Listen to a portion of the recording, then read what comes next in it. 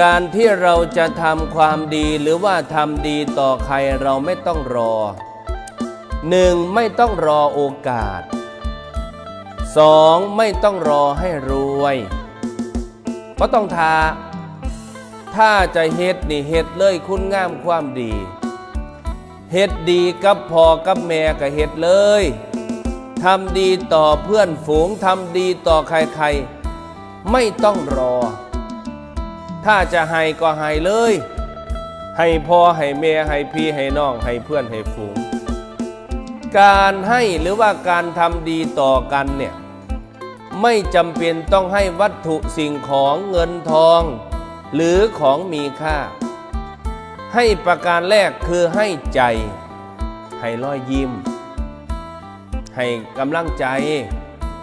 ให้เป็นบ่ให้รอยยิ้มน่ะยิ้มให้เขาแน่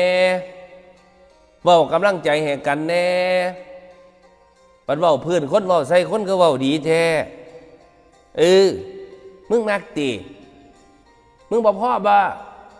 มันงามดีจังสันมันดีตีคือเว้าดีแท้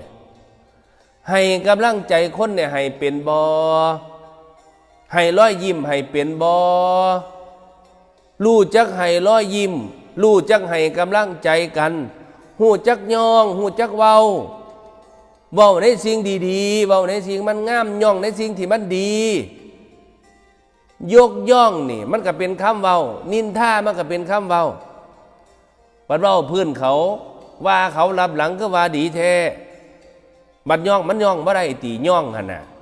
ฮู้จักย่องได้แม่มันขอได้กำลังใจแค่เฮ้าเว้านี่มันก็เป็นคำพูดที่ดีแล้วเป็นคำพูดที่ดีต่อกันแล้วเป็นการทำดีต่อกันแล้วนั่นล่ะฮู้จักย่องจักให้กำลังใจเด้อ